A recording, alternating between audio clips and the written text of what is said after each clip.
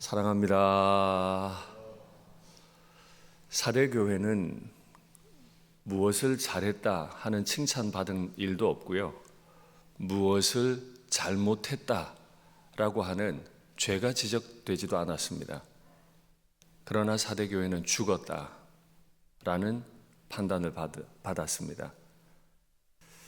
사람들은 아마 이런 교회를 교회가 아니라고, 이제 이 교회는 더 이상 쓸모없다고 말할지도 모릅니다. 그건 죽은 사자가 이미 아닌 것과 같은 이치입니다. 그런데 우리 주님은 그런 교회도 사랑하시고 그런 교회도 살려내기 원하시는 줄 믿습니다. 어떻게 하면 살아난다고요? 죽어버린 그 교회의 몸에 우리 주님의 피를 해독제처럼 넣어서 살려내시는 줄 믿습니다. 그렇게 주님을 소망하고 믿음 지키고 살아가다 보면 주님께서는 우리를 천국으로 데리고 가셔서 하나님과 천사들 앞에서 이 사람이 그 사람입니다, 얘가 걔입니다 하고 우리의 이름을 드러내 주시는 줄 믿습니다. 그것이 우리가 살아가는 이유이고 또 소망이고 힘이 되는 줄 믿습니다. 오늘은 빌라델비아 교회의 사자에게 편지하신 내용을 읽을 겁니다. 빌라델비아라고 하면 가장 중요한 건 이 지역은 동방의 관문으로 알려져 있다는 겁니다.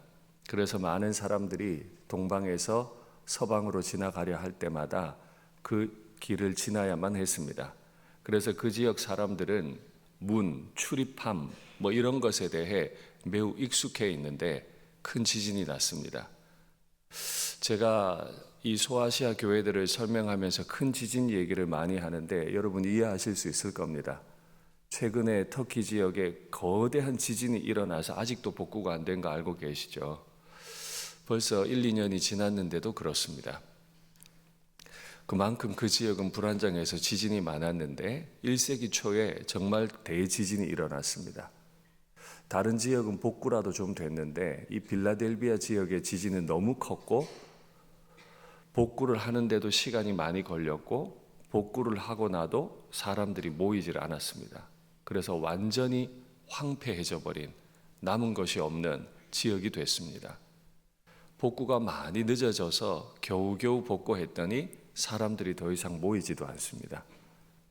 안 그래도 어려운 지역이 더욱 작은 지역이 되고 말았습니다. 존재감도 없습니다.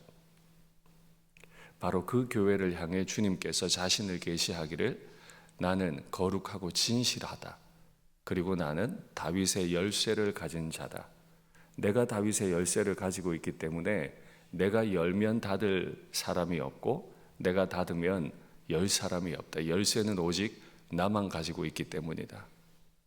우리 주님은 그렇게 능력도 없고 관심도 받지 못하는 그 교회를 향해서 나는 구별하여 너를 알고 있는 사람이다. 나는 가장 진실하기 때문에 너를 한번 사랑했으면 끝까지 사랑할 거다. 내가 열쇠를 가지고 있어서 문을 열고 닫고 할 텐데 나는 너를 향해 열린 문을 두었다. 닫을 수 있습니까? 없습니다. 주님이 열쇠를 가지시고 빌라델비아 교회를 향해 문을 열어두시면 아무도 닫을 수 없습니다. 주님은 그 빌라델비아 교회를 향해 그 문을 활짝 여시고 너는 이 길로, 이 문으로 들어서서 통행하게 될 거다. 어디로 갈까요? 천국 가는 겁니다. 주님 아버지 앞으로 가는 겁니다. 어떻게 주님은 이 관심 받지 못하는 지역 사람들, 능력이 작아도 너무 작은 사람들을 이렇게 사랑하고 아실까요? 주님이 빌라델비아 교회에 대해 아는 게 두 가지가 있으세요. 첫째, 네가 작은 능력을 가지고도 내 말을 지키고 내 이름을 배반하지 않았다는 것을 내가 알고 있다. 너는 능력이 참 작아. 그 도시가 그런 것처럼 말이죠. 대지진이 나서 다 떠났고 황폐해졌고 재건 이후에도 돌아오지 않는 몇몇의 무리들만 모여서 교회를 이루고 있는 아무런 능력이 없는 그 작은 능력을 가지고 있다는 걸 우리는 알고 있다. 여러분, 주님 앞에 우리가 큰 능력을 가져야 합니까? 아닙니다. 여기서 아니라고 말할 수 있어야 합니다. 세상은 우리에게 큰 능력을 가져야 한다고 말할 겁니다. 그러나 주님은 알고 계십니다. 빌라델비아 교회는 큰 능력이 없습니다. 그냥 작은 능력 가지고 있습니다. 그런데 주님이 빌라델비아 교회에 대해 아시는 두 번째 사실, 그 작은 능력을 가지고도 예수님 믿는 믿음을 끝까지 지켰다는 겁니다. 말씀을 지키고 예수님 이름을 배반하지 않았다는 사실을 예수님은 알고 계십니다. 내게 큰 능력이 필요 없는 것은 나를 붙드시고 나를 향해 열린 문을 활짝 열어두신 분이 크신 분이기 때문입니다. 내가 능력이 클 필요가 없는 것은 내 능력이 작더라도 나를 붙드시고 나를 인도하시고 나를 천국으로 데리고 가실 분이 무지막지하게 크신 능력을 가지고 계시기 때문입니다. 사람들은 내게 능력이 없어서 주님을 섬기기 어렵다고 말합니다. 거짓말입니다. 능력이 없어서가 아닙니다. 진실하시고 거룩하신 분, 그 하나님의 말씀을 지키지 않기 때문입니다. 능력 작아도 됩니다. 없어도 됩니다. 왜냐하면 그분을 붙들고 계신 분이 크신 권세, 다윗의 열쇠를 가지신 분이기 때문입니다. 우리 자녀들 큰 능력 가지면 좋겠죠. 아주 좋은 대학에 멋진 일터를 가지는 것도 좋을 겁니다.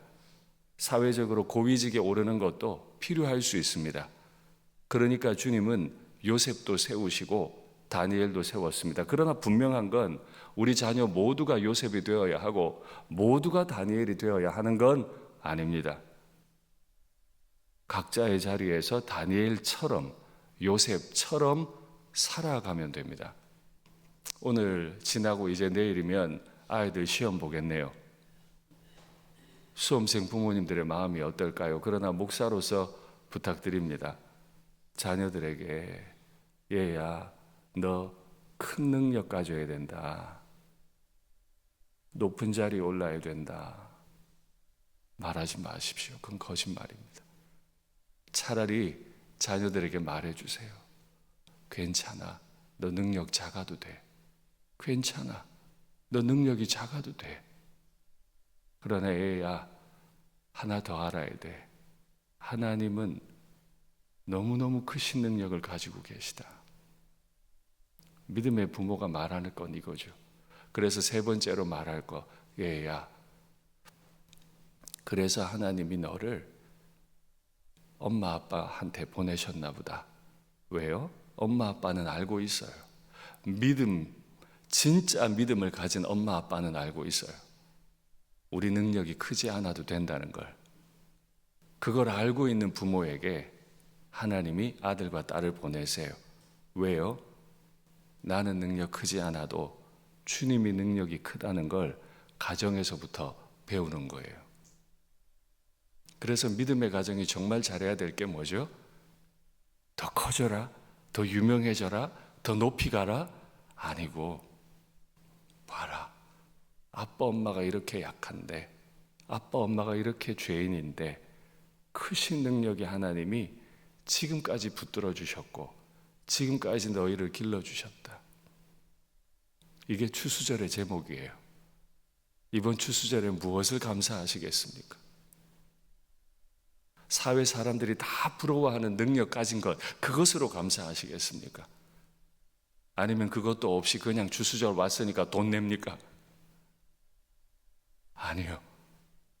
내 능력은 작은데, 부모의 능력은 작은데 이 아이들을 이렇게 믿음으로 길러내게 하신 분, 이 아이들을 이끌어 가실 분, 그분에 대한 감사. 그래서 이 아이들이 엄마 아빠 옆에, 제가 늘 말씀드리죠, 식탁에 둘러앉아서 엄마 아빠가 그 고백을 하는 걸 듣고 이 아이들이 그걸 양식으로 삼아 어릴 때부터 자라야 합니다. 거짓말에 속으면 안 되죠. 그런 부모 아래 자라는 자녀야말로 언약 백성이 될 겁니다. 크신 하나님이 작고 작은 이스라엘을, 크신 하나님이 사기꾼 야곱의 이름을 이스라엘로 바꾸어서라도 그를 이끌어 가신다는 걸 고백할 수 있게 만들어야지. 그게 믿음의 가정을 주신 이유 아닙니까? 그걸 믿는 부모에게 자녀를 주신 이유가 아닙니까? 그래서 세상에서 가장 탐스럽고 존귀하게 이 세상을 살아가게 하는 거죠. 큰 능력 필요 없습니다. 큰 능력은 주님께 있으면 됩니다. 우리가 그걸 믿으면 됩니다. 이 남은 며칠 동안 추수절의 감사 제목을 이 각도로 한번 생각해 보십시오. 그리고 토요일 저녁쯤에 자녀들과 나누시고 감사의 예물 준비하시고 진짜의 신앙을 담은, 진짜 믿음을 담은 그것을 주님 앞에 올려드리면 좋겠습니다. 이렇게 살아가고 있는 빌라델비아 교회, 그 교회에 주님이 세 가지를 약속하셨습니다. 첫째, 주님은 그 빌라델비아 교회를 박해하는, 안 그래도 존재감 없고 관심받지 못하는 그 교회를 박해하는 사탄, 그 무리들, 자칭 유대인이라 하는 초대교회에 이 율법주의가 너무 심했거든요. 그러니까 이 박해하는 무리들을 그 중에 몇 사람을 끌고 와서 능력이 작은 너의 앞에 절하게 하겠다. 오히려 빌라델비아 교회를 박해하고 쫓아내고 문을 확 닫아버렸는데 그들 중에 몇 사람, 유대인 중에 몇 사람을 끌고 와서 이 능력이 작은 빌라델비아 교회 앞에 무릎 꿇게 하겠다. 이유는요, 무릎 꿇려서라도 내가 너를 사랑하는 줄을 알게 하겠다. 얼마나 멋있어요. 애들에게 능력 많아져라 안 해도 돼요. 우린 이걸 믿는 거예요. 능력 없어도 돼요. 그저 부르심 가운데 주님 믿고 주님이 원하시는 대로 걸어만 가고 있으면 돼요.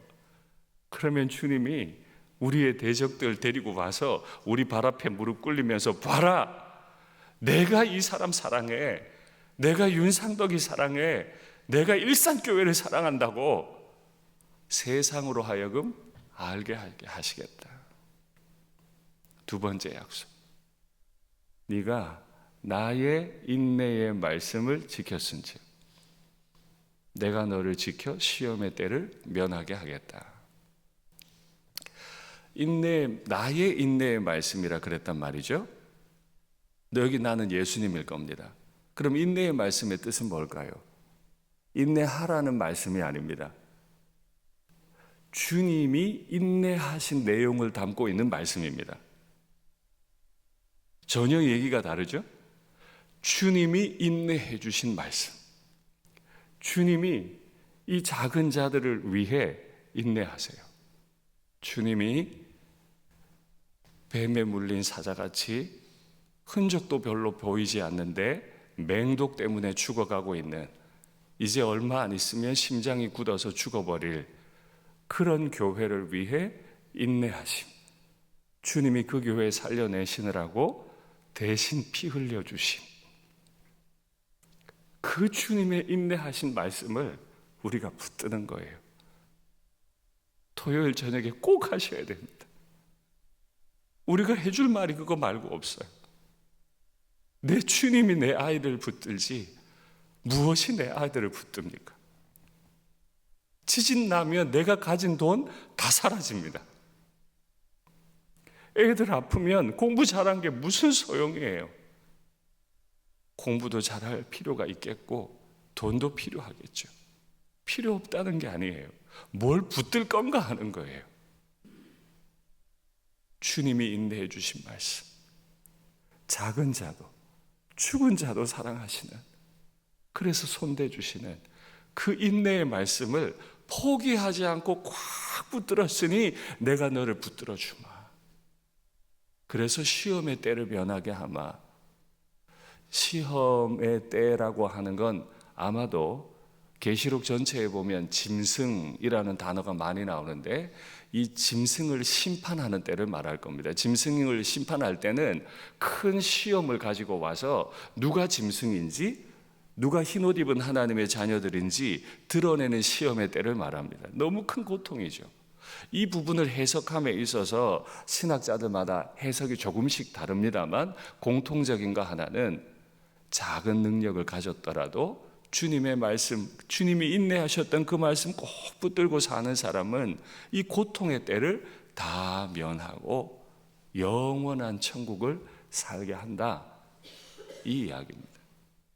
주님 반드시 그렇게 하실 줄 믿습니다. 세 번째, 주님께서 그렇게 인내의 말씀을, 주님이 인내해 주셨던 그 말씀을 꼭 붙들고 살아가는 그 교회를 하나님의 성전, 내 하나님 성전의 기둥이 되게 하시리니. 당시 사람들에게 기둥, 빌라델비아 교회 교인들이나 예루살렘에 있는 성도들이나 기둥이라는 말에는, 특별히 성전의 기둥이라는 말에는 큰 의미를 부여했습니다.